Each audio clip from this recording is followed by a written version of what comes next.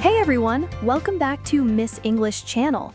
I'm Emily, and today we're diving into something every English learner dreams about: how to sound more natural, confident, and yes, more like a native speaker. That's right. I'm Paul, and this topic is so important because we all want to speak English that feels real, not like it came straight from a textbook. Exactly. Think about it.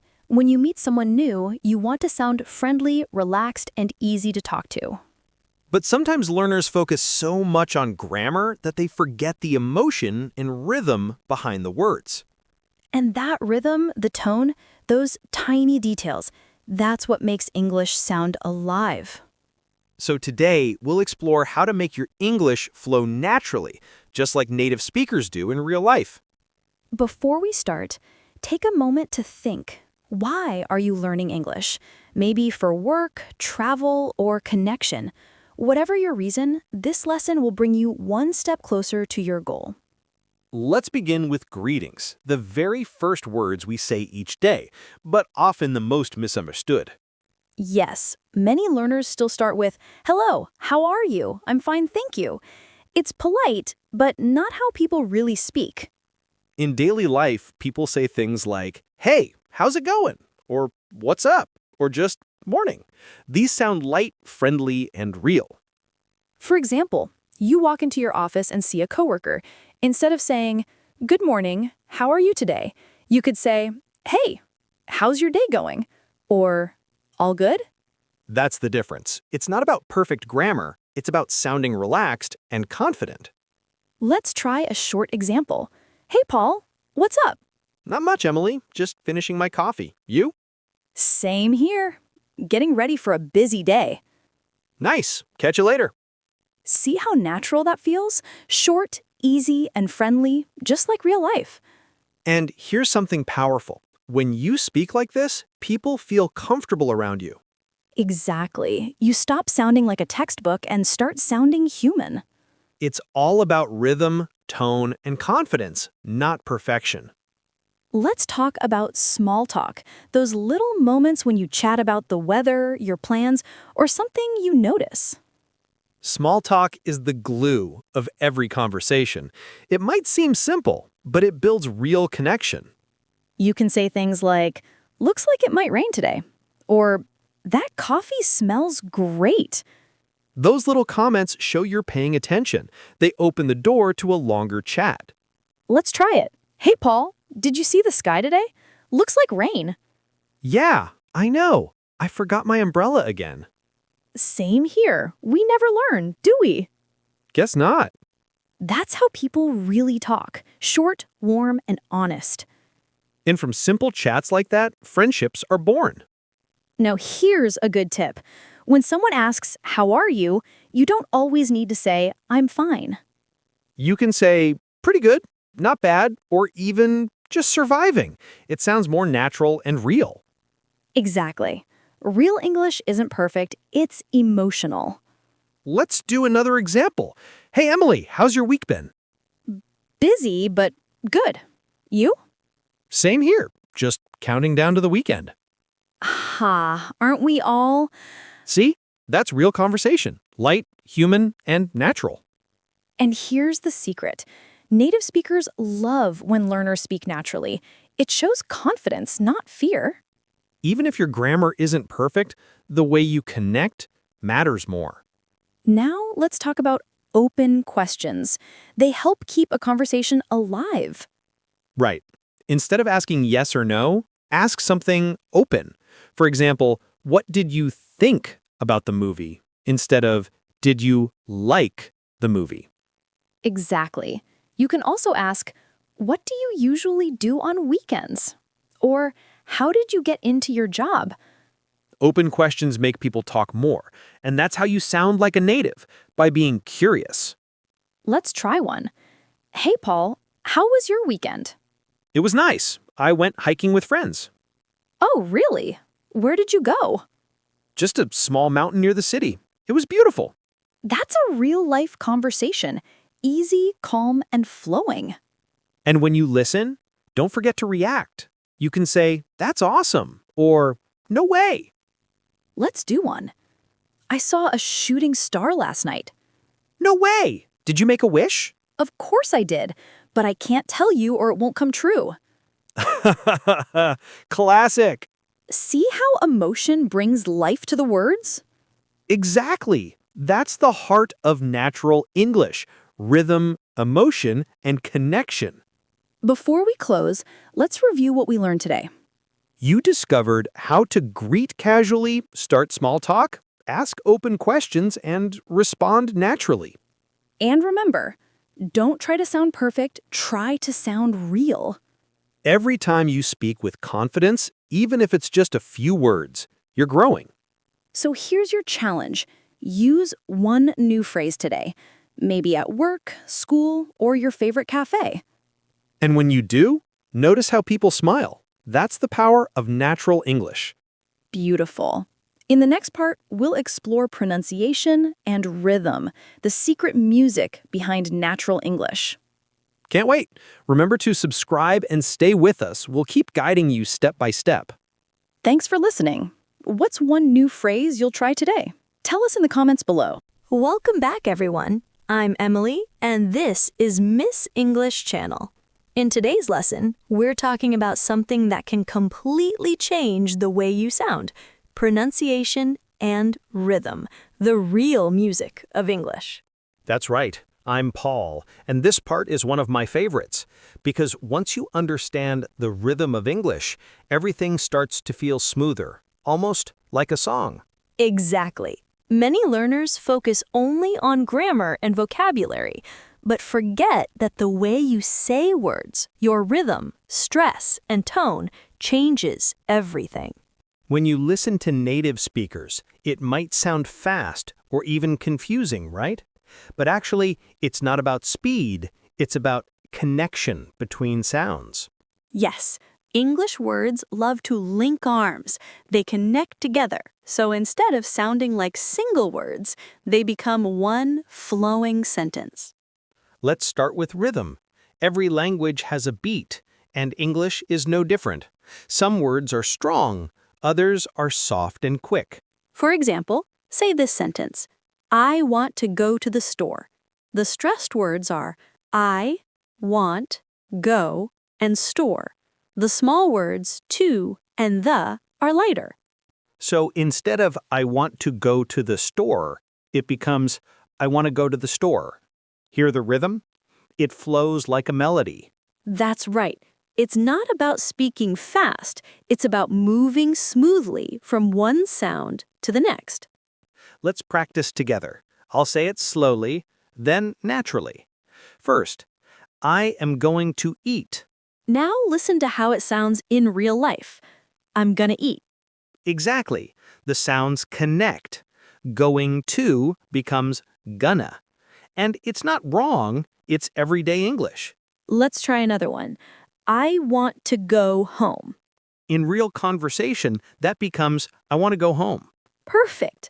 These small sound changes happen all the time in natural speech. Yes, and this is called connected speech. When words join together, some letters disappear and others change. For example, the phrase best of all sounds like best of all. The T disappears because the next sound is soft. Or the sentence, tell him I'll call him later, becomes tell him I'll call him later. The H in him drops out completely. Native speakers don't plan it. It just happens naturally when they talk. Exactly. It's like music. Your tongue and mouth move to the rhythm without thinking. Let's try a little practice. Repeat after us and focus on how the sounds connect. Ready? I'm going to call her. Now faster. I'm gonna call her. Great! Did you notice how call her almost sounds like caller? Yes, that's why sometimes it's hard for learners to understand native speakers.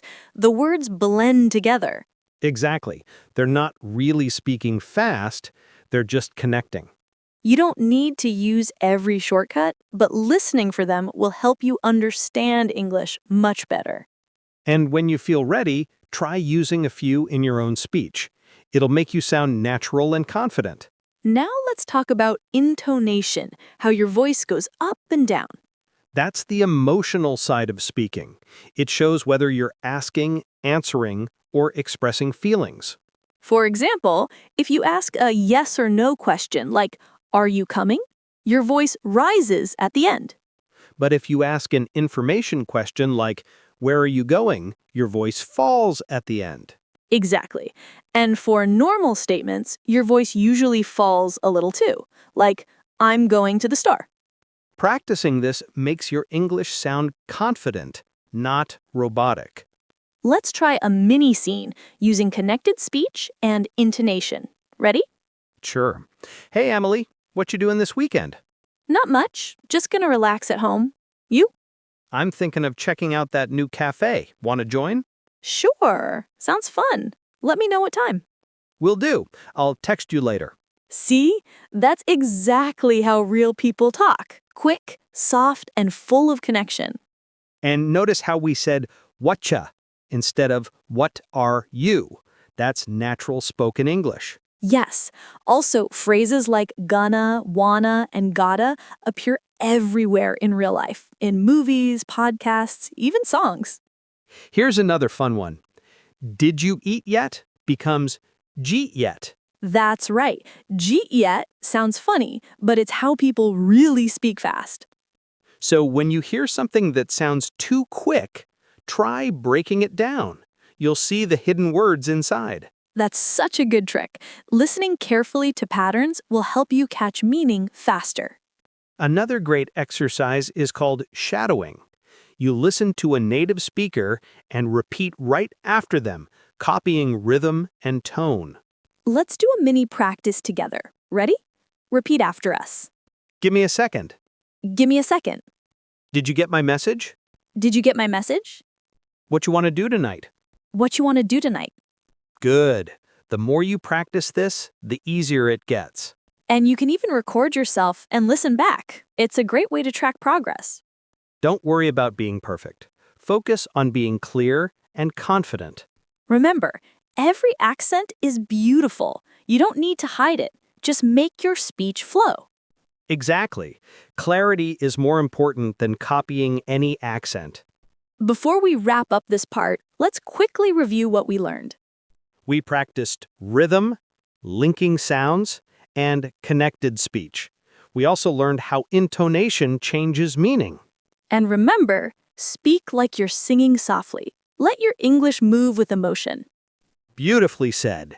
In the next chapter, we'll talk about fillers, slang, and everyday phrases that make your English sound even more real. Perfect. Stay tuned, keep listening, and let your English grow with you, one natural conversation at a time. See you in the next lesson on Miss English Channel.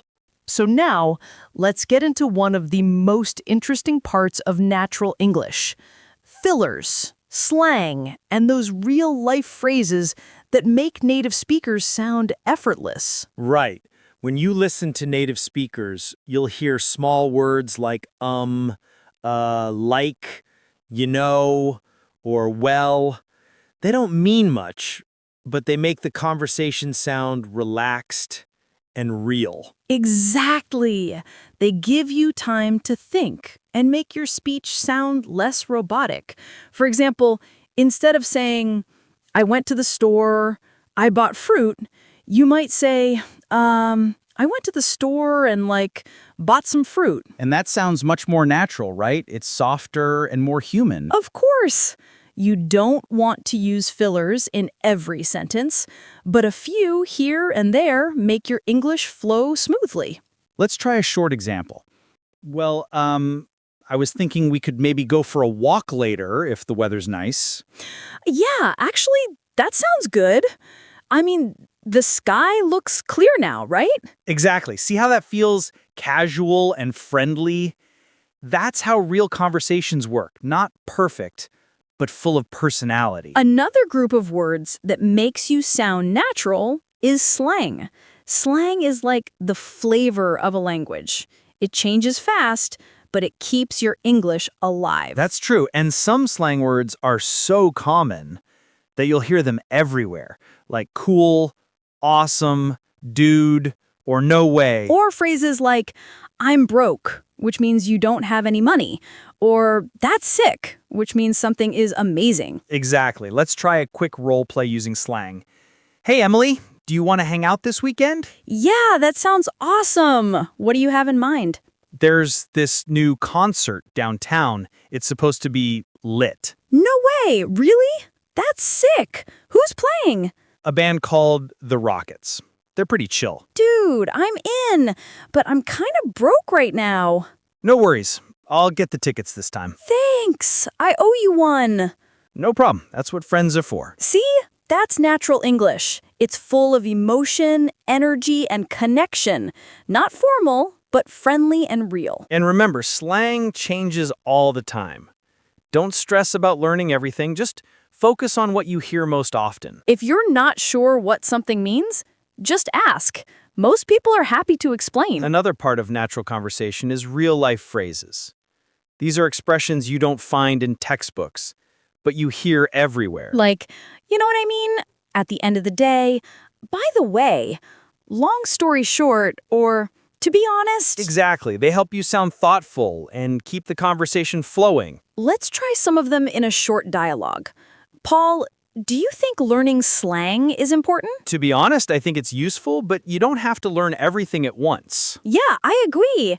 Actually, I learn new slang all the time. Same here. And by the way, if you ever hear something and don't know what it means, just ask me. Thanks. That's really helpful. Another common phrase is, I could be wrong, but.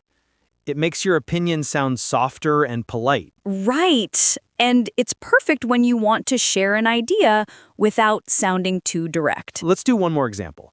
I could be wrong, but I think the restaurant closes early tonight. Yeah, you might be right. Let's check before we go. See? Natural, polite, and easy to understand. And when you use phrases like honestly, actually, or to be honest, they help you sound sincere and confident. Exactly. They're small, but they show emotion. That's what makes your English feel alive. Another useful thing to remember, it's okay to repeat short phrases to show interest. Yes. Like, really? No way. Seriously? That's cool. Or sounds good. They keep conversations warm and responsive. Let's try a short one. Paul, I just got a new job. Wow, really? That's awesome. Yeah, I start next week. No way. Congratulations. Thanks. I'm a bit nervous, but excited. You'll do great, I'm sure. See? Those little reactions make the talk feel alive. And they show that you're listening, which is a huge part of good communication. Exactly. Being engaged matters more than sounding perfect. Before we wrap up, let's review the main takeaways. We learned that fillers like well, like, and make your speech more natural. We explored slang, fun words like cool, lit, sick, chill, broke, and hang out. And we added real-life expressions like, to be honest, by the way, at the end of the day, and I could be wrong, but... Each one helps you sound friendly, fluent, and confident in real conversations. And remember, it's not about memorizing, it's about using them when they fit naturally. Exactly. Just a few phrases can change the entire rhythm of your English. In the next part, we'll talk about something every learner struggles with: how to think in English and respond quickly without translating in your head. That's a big one. Let's keep going and unlock that skill together. So let's dive into something every learner struggles with: thinking in English. This is where fluency truly begins. Exactly. Many learners understand words and grammar, but when it's time to speak, their mind goes blank. It's like their brain freezes for a second. Yes, that happens because they're still translating from their native language into English before speaking. It slows everything down. Right. If you want to sound natural, you need to train your brain to think directly in English. And that's possible. Anyone can do it. It just takes a few small daily habits. The first one is to surround yourself with English every day. Music, short videos, podcasts, or even English subtitles can help. Yes, and another powerful habit is talking to yourself in English. Describe what you're doing in simple sentences. For example, when you wake up, say, "I'm brushing my teeth," or "I'm making coffee." It sounds simple, but it's powerful training. Exactly. It helps your brain build a natural connection between English and your actions. Another good habit is naming things around you in English, like, "That's my phone," "There's a tree," "I see a car." Yes, it trains your brain to think quickly, and soon English becomes your automatic voice. Let's try a small exercise. I'll say something in my language, then try to switch it into English fast. Ready? Go for it. Okay, I'm going to meet my friend for coffee. Perfect. Now change it a little. I'm meeting my friend for coffee later, or I have plans to get coffee with my friend. Exactly. When you can say the same idea in different ways, your fluency grows naturally. And if you forget a word, don't stop. Just describe it. For example, if you forget umbrella, you can say the thing you use when it rains. Yes, that's called paraphrasing, a smart way to keep the conversation going even when you don't know every word. Let's practice that.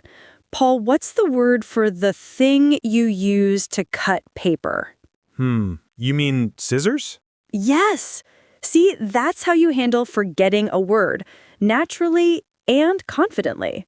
Exactly. You don't need to panic or stop talking. Just keep going and use what you know.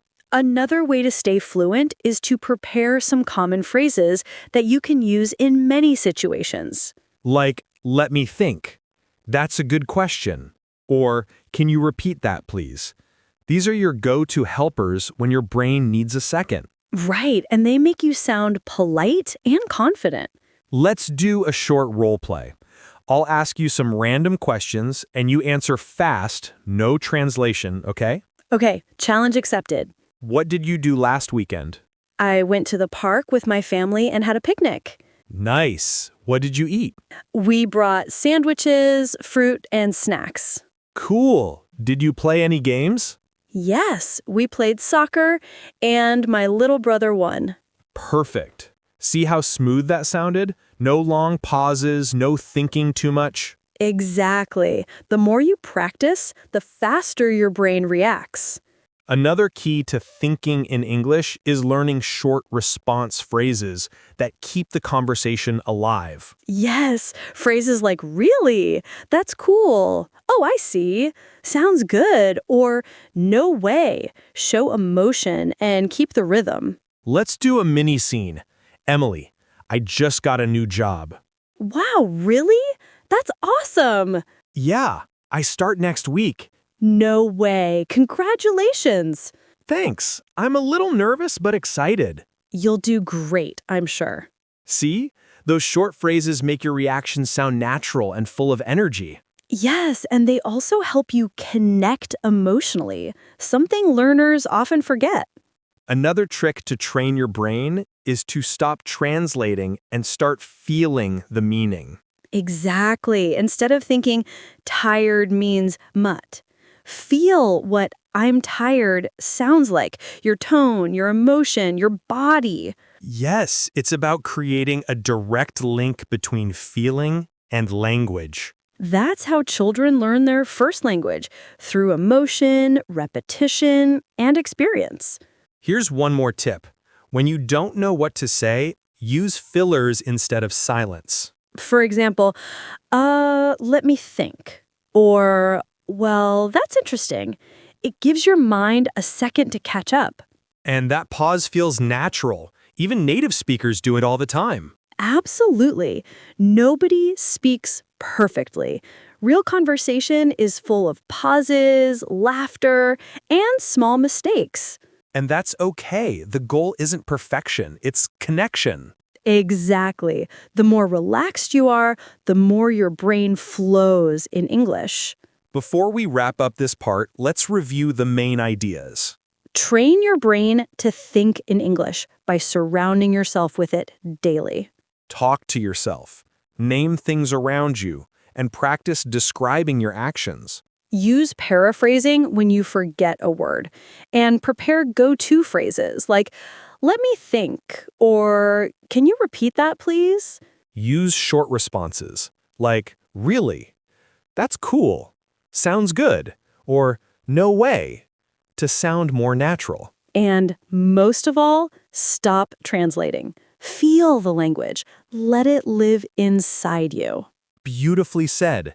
In the next chapter, we'll explore confidence, how to overcome fear, use body language, and sound comfortable in every situation. That's going to be powerful. Let's keep going. So now let's talk about one of the biggest secrets to speaking English well, confidence. You can know every word and every grammar rule, but if you don't have confidence, your words stay silent. Exactly. I've seen so many learners who understand English perfectly, but when it's time to speak, they freeze. Their heart races, their voice gets small, and they lose their courage. Yes, and I used to be like that too when I learned another language. I was so afraid of making mistakes or sounding funny. Same here. But here's what I learned. Mistakes are not failure. They're proof that you're trying, and trying is how you grow. That's so true. Every fluent speaker you meet has made hundreds of mistakes. The only difference is they didn't stop. Exactly.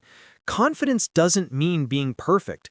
It means speaking even when you're not perfect. So how can learners build that kind of confidence? First, practice speaking every day, even for just 5 minutes. Talk to yourself, talk to your mirror, or record your voice. The more you speak, the less scary it becomes. Yes, and recording yourself is powerful. When you listen back, you'll realize you sound better than you thought. Another tip is to celebrate small wins.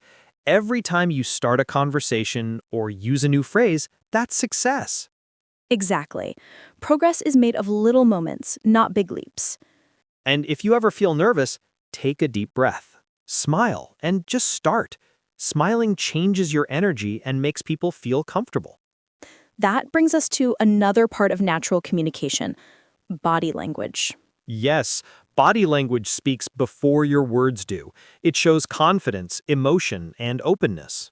For example, when you talk to someone, make gentle eye contact and smile. It tells them, I'm friendly and interested.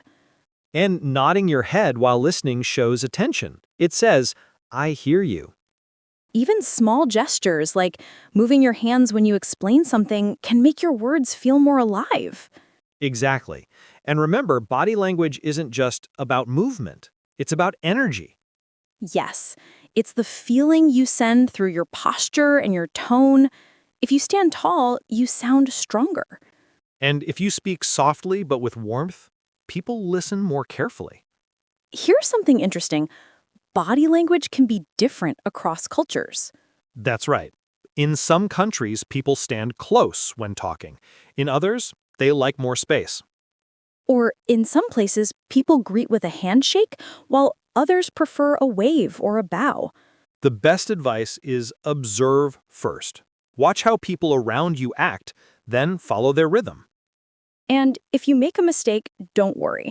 People are usually kind and understanding when they see you're trying. Speaking of mistakes, laughing at yourself is one of the best confidence tricks. That's so true.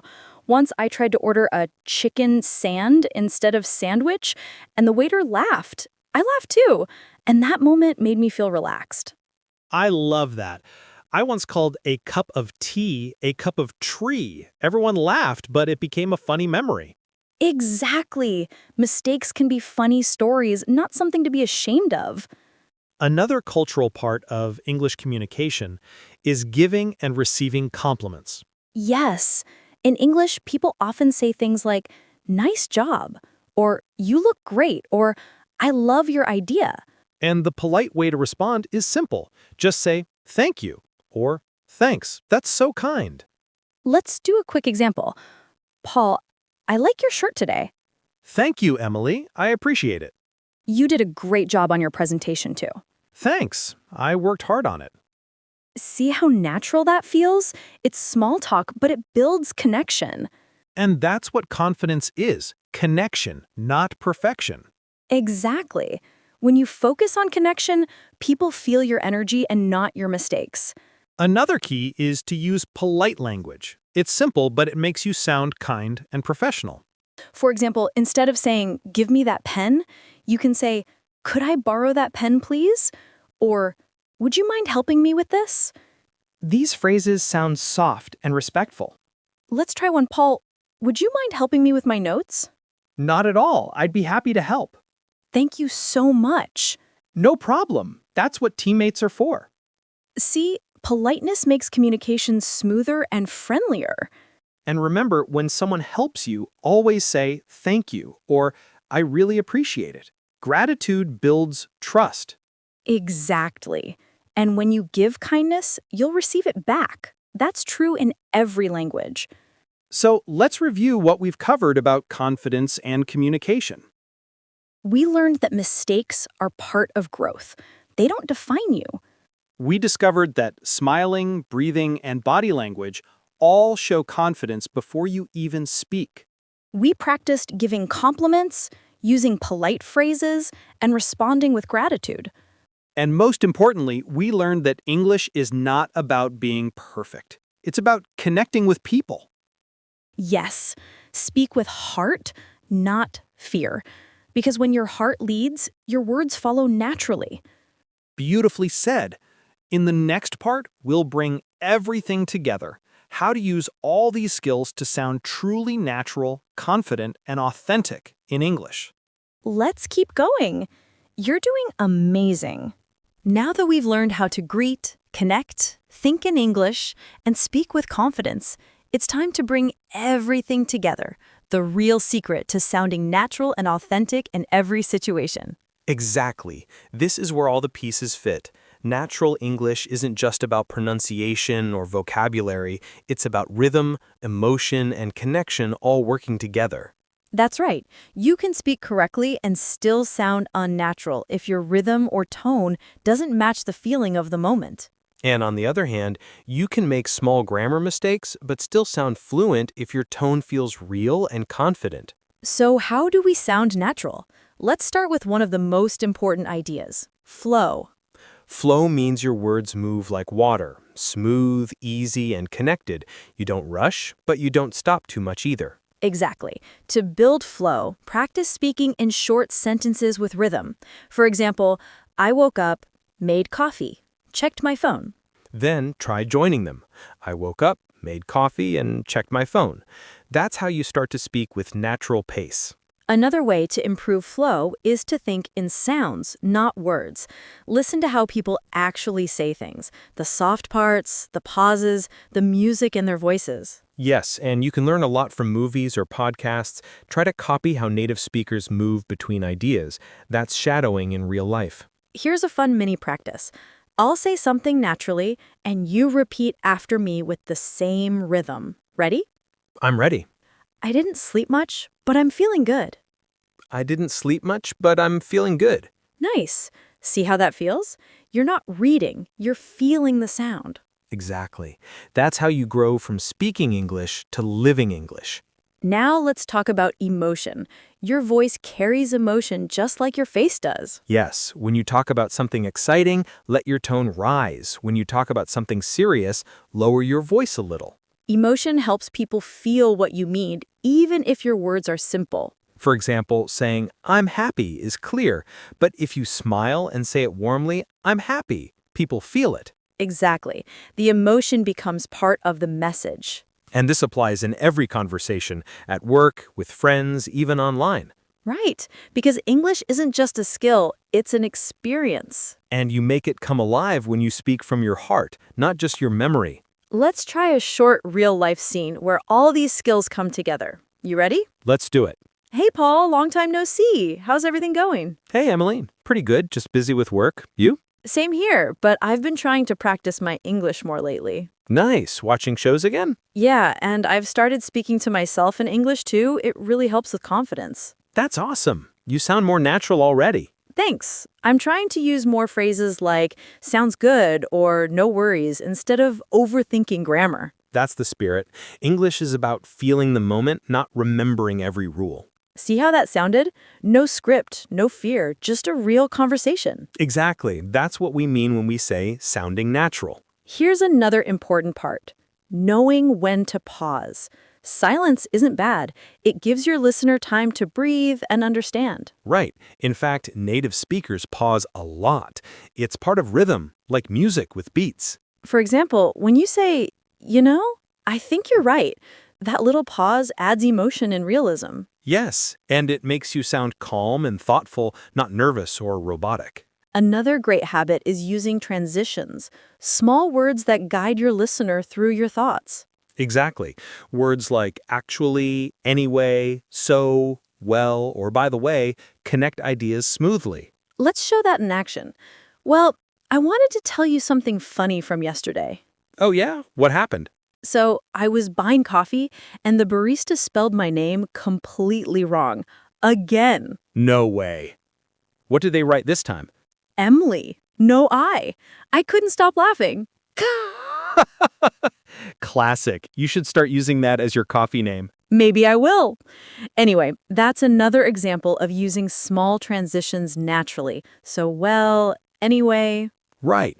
They make conversations sound connected and easy. Here's a key reminder. Being authentic doesn't mean sounding perfect. It means being real and relaxed. Yes. Your accent, your tone, your little mistakes, they're part of your voice. Don't hide them. Exactly. Your accent tells your story. It shows where you come from and how far you've grown. So don't fight it. Embrace it. People remember emotion, not accent. And that's so true. I've met people with strong accents who sound more beautiful than perfect speakers because they speak with confidence and heart. Yes, because confidence makes every voice shine. Let's wrap this part with one short reflection. What's the goal of speaking English? It's not to sound native, it's to connect, to share who you are with the world. Exactly. Every time you say even one sentence with confidence, you're opening a door to connection. And that's what real English is: connection, emotion, rhythm, and heart. So next time you speak, don't think about sounding perfect, think about sounding alive. That's it. The world doesn't need perfect English, it needs your real voice. In the next and final part, we'll share how to keep improving your English daily, how to make progress every week without feeling stuck. Let's finish strong. You're almost there. So here we are, the final part of our journey. You've learned how to sound natural, confident, and connected in English. But now comes the most important question. How do you keep improving every single day without losing motivation? That's the real secret, right? Because learning English isn't something you finish, it's something you live. And the people who get truly fluent are the ones who make English part of their everyday life. Exactly. You don't need to study for 5 hours a day. What matters is consistency. Even 15 minutes a day can change everything. Think of English like exercise. If you go to the gym once a month, nothing happens. But if you do a little bit every day, your progress becomes unstoppable. So true. Start small. Maybe listen to a short podcast every morning, or talk to yourself while cooking dinner. Or even better, find ways to connect English with things you love. If you enjoy music, learn lyrics. If you like movies, repeat your favorite lines. Exactly. When learning feels fun, it becomes natural. You stop studying English and start living it. Here's a simple daily routine that really works. Listen, repeat, speak, reflect. Listen to something in English, a short clip, a podcast, or a conversation. Repeat what you hear. Copy the tone, rhythm, and pronunciation like a musician learning a song. Then speak out loud, even if no one's there. And finally, reflect. Ask yourself, what did I learn today? That's it. Small steps, every day. You'll be surprised how fast you grow. And remember, some days you'll feel motivated, other days tired, but that's okay. Growth isn't always visible right away. Yes, And the best thing you can do on those slow days is just show up. Even 5 minutes counts. Exactly. Even listening while walking or washing dishes trains your brain. English becomes part of your rhythm. Another powerful tip is surround yourself with English energy. Follow channels, communities, or friends who share the same goal. Yes, because environment shapes motivation. When you hear English daily, your brain adapts automatically. And don't forget reflection. Once a week, look back and notice what's better. Maybe your pronunciation, maybe your confidence. Every small improvement deserves celebration because progress is built on patience, not pressure. Exactly. When you celebrate your growth, you stay motivated to keep going. And don't compare yourself to others. Everyone's English journey is different. Yes, some people learn quickly, others slowly, but what matters is consistency. The only person you're competing with is yesterday's you. That's beautiful. If you spoke one more word of English today than you did yesterday, you're already improving. Exactly. Success in English is not about perfection, it's about progress. Here's a small reflection exercise for you listening now. Take a deep breath and ask yourself, why am I learning English? Maybe it's to travel, study abroad, or connect with people around the world. Whatever your reason, keep it close. That's your fuel. Because on tough days, your why will remind you to keep going. And remember, learning English isn't just about words. It's about understanding people, sharing ideas, and discovering new parts of yourself. Yes, English becomes a bridge between you and the world. And when you speak with confidence and kindness, you don't just learn a language, you share your light. That's so true. The world needs your voice. Your accent, your story, your perspective, they all matter. So, speak proudly. Don't hide behind fear. Your English doesn't need to be perfect. It just needs to be yours. Beautifully said, Paul. Every sentence you speak is a seed of courage that grows with time. And one day, you'll realize you're not learning English anymore. You're living it, thinking it, and sharing it naturally. Before we close, let's give our listeners one last piece of advice. Sure, here's mine. Never wait to feel ready. Start speaking today, even if you're scared. Confidence comes after action, not before it. And mine, fall in love with the process. Don't count the mistakes, count the moments you tried again. That's how fluency grows. Perfect. You've come so far in this journey. You've learned how to sound natural, confident, and connected in English. Yes, you're no longer just studying English. You're becoming someone who lives it, feels it, and shares it naturally. So, keep speaking, keep learning, and keep believing in yourself. Because your voice matters, and the world is waiting to hear it. Thank you for joining us through this full journey. If this series helped you, share it with a friend who's learning English too. And don't forget to subscribe and stay tuned. New lessons, new stories, and new energy are coming soon. Until then, keep practicing, stay kind to yourself, and remember, English is not just a language. It's your path to connection. Beautiful ending, Emily. Thank you, Paul.